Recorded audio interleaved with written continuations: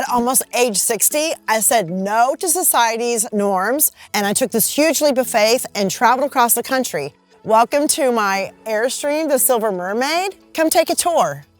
I've had a lot of different kitchens, okay? I've lived in a 10-room farmhouse with a huge kitchen. I've had a kitchen with a big island in the middle of it. This is a galley kitchen, okay? This is a tiny home kitchen. It took some adjusting to get used to.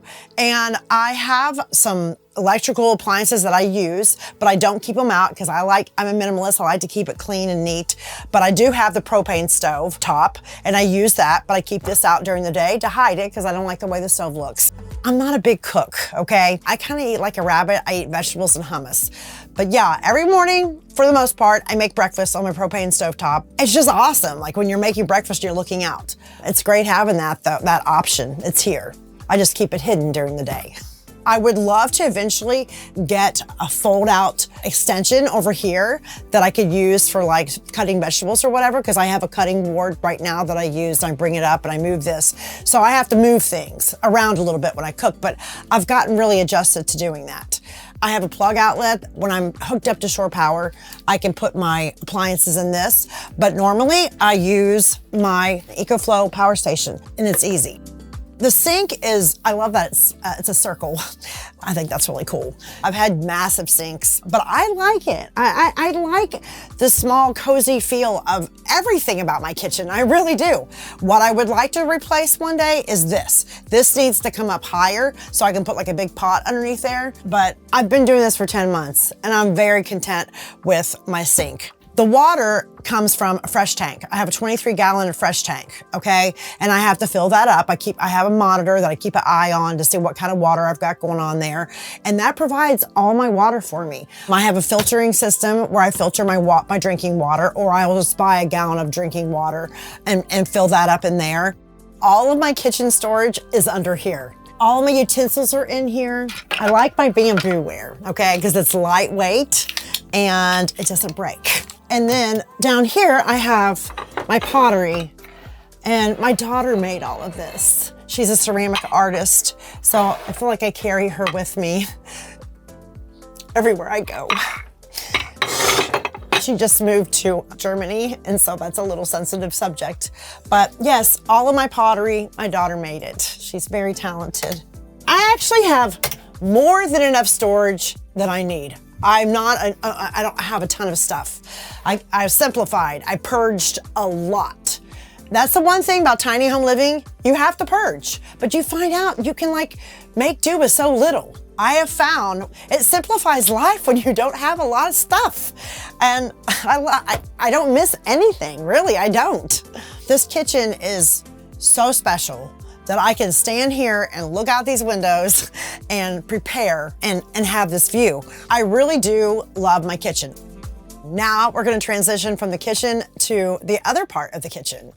This is my fridge. Yeah, I've even got a freezer. I've had a much bigger refrigerator than this, but this serves me. It really does. For one person, I think it's perfect. I wish the freezer was bigger, but it's okay. I'm eventually gonna get an electrical one, a small one that I can plug in. I have a microwave. When I have shore power, I can use this, but right now I'm boondocking. I use it for a bed box and storage. I have all kinds of stuff up there. And I have two pantries, okay? There's a basket, and the other one, there's a door that has a basket behind it, and I keep all my staples in there. And it works for me, you know? It's not a lot. I mean, I keep extra stuff in my truck, but for the most part, those are my two pantries. A lot of women ask me about the kitchen, and I tell them, like, you don't need, 10 pieces of pots and pans. Same thing with groceries. You don't have to have so many groceries on hand. I have learned I don't need cabinets full of groceries for one person, but I'm content. I'm very content with what I have. You can get a cooler if you need extra. I keep it simple. I got too many things out in nature to enjoy than to worry about my pantry. So we're in the front of my Airstream, okay? So you all know the windows face the front.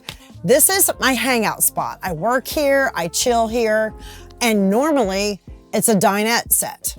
You pop the table up and then there's seating all around it.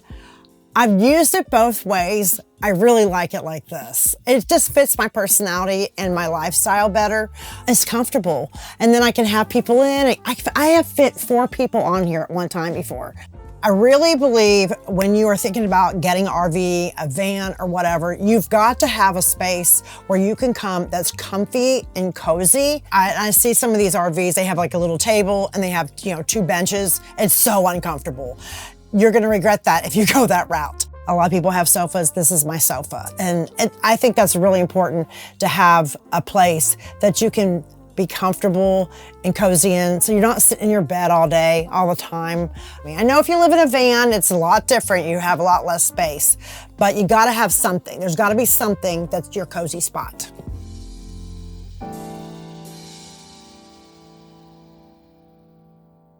In 2023, I sold my townhouse that I owned, and I traveled across the road in 2023 with my Jeep Wrangler and slept in the back of my Jeep Wrangler for 2 months. And I'm like, I'm ready to be a nomad. I'm so excited.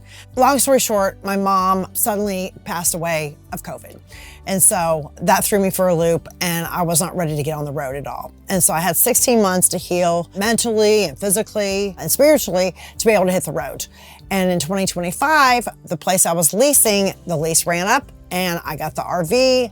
It'll be 1 year ago next month in February, and I hit the road. And it's been an incredible journey.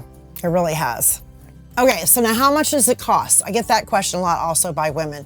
It's different for everyone, okay? Some people can go out and just buy a rig and pay cash for it. I could not do that. Now, the Airstream that I got with the Basecamp, they range anywhere from $58,000 to $85,000. I have the Basecamp 20X, which is, the bigger one. I got a collaboration, and so I got it way less expensive. My Jeep, I traded in my Jeep Wrangler and got my Jeep really inexpensive. And I almost have it paid off. So between those two, I figured I'm gonna have to pay rent or house payment somewhere. So why not have it on the road? And so that's how I do it. I don't have them both paid off. I allot like $200 a month for gas, okay? Sometimes it's more, sometimes it's less. We've got RV insurance, that's like $69 or something a month, I think. Pretty much like my everything is around $2,000, and that's exactly where I wanted to keep it. So it's very different for everybody. A lot of women ask me that, and I tell them to write down what you're paying right now for all of your bills, your payments, your utilities, your house, whatever it is. And see, so that comes up to $2,000 or $3,000, okay? You wanna keep the same, then you allot that into what you're buying and try to make that equal or make it less. My bills and stuff are about the same as what they were before. When I had a house, it was more because I had an HOA fee. So that's very different for each person. I share that with you, but I also at the same time know that it might be cheaper. If you can go out and just buy your rig, or you already own your tow vehicle, or you already own your van, you're not gonna have the same thing I am. So that's different for everybody, but that's kind of where I am.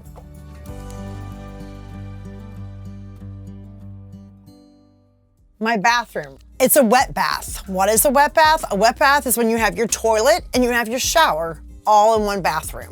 A toilet's really important to me. Yeah, if I'm taking a hike, I'll squat and do my business for sure, but it's nice to have a toilet. When I got this, I was like, oh, I gotta have a bathroom, okay? I barely ever use this shower. I have a shower outside and I sponge bathe a lot because I'm conserving my fresh water. When you take a shower, you gotta take like a military shower. But I love this bathroom. It's got a window, which is awesome. When I first got the rig, I was showering every few days. And then I've become very feral, okay? And I don't shower every day. I sometimes don't even shower once a week. But what I do use is I have wipes, okay? I use these every single day. And I also take sponge baths in the sink, or I'll fill up my little tub and take a sponge bath outside if I'm boondocking. And the dry shampoo. Dry shampoo is like my best friend, but you learn to embrace it. You're living outside, you're boondocking out in the desert, out in the middle of the mountains, and you learn to just embrace your feral self, and that's exactly what I've done. So now I'm going to show you what my absolute favorite part of the bedroom is. And my favorite part is this hatch. This is my bed, okay? I have a full-size bed.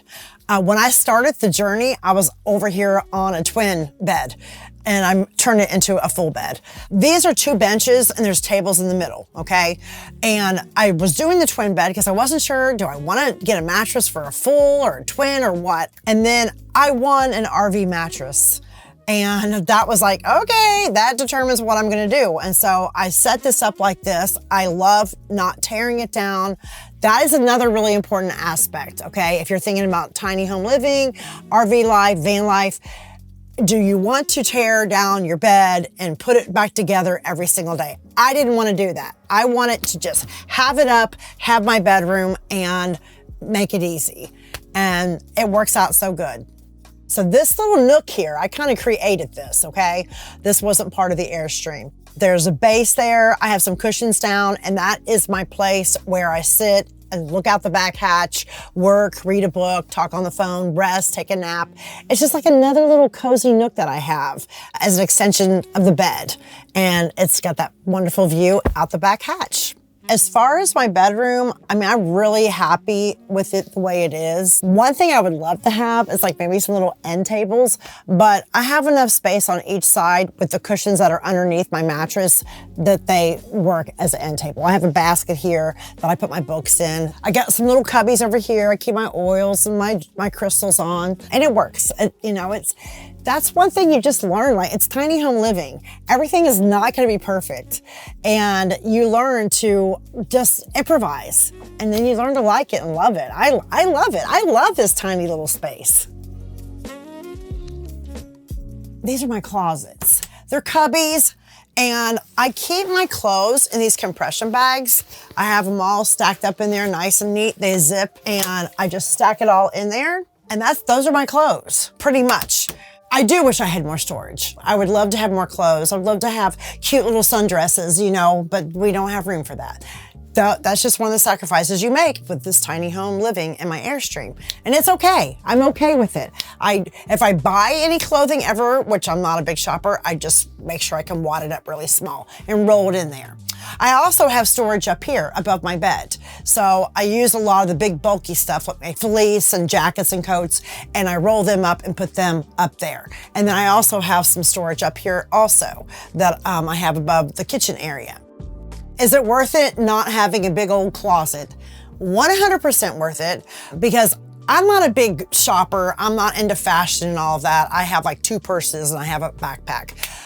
I love outdoors, and that's where I live most of the time. I'm outdoors more than I am inside.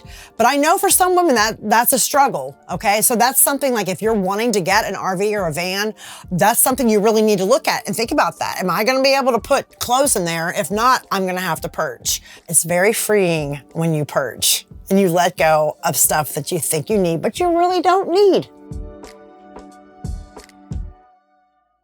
There has been so much personal growth from this journey. I started it scared. I didn't know what I was doing. I had never towed anything in my whole entire life. I would get on the road and I was towing and I would just start crying. I wasn't crying because I was scared, but I was crying because I'm doing this. Oh my gosh, I'm doing this. And it was just so empowering to actually be doing all of these things I'd never done before. When you put yourself out of your comfort zone and you start doing things that you've never done before, you're gonna grow in ways you never, ever imagined. I am not the same woman now in January 2026 that I was in January of 2025. I'm a confident woman. Shoot, people ask me, like, how do you do that?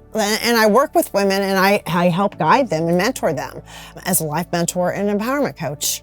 It's so rewarding. I can't even explain to you how rewarding it is to come out of your comfort zone and to do things that you've never done before.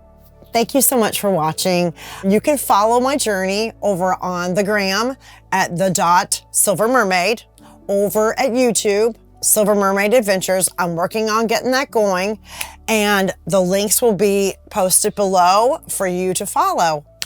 Thank you.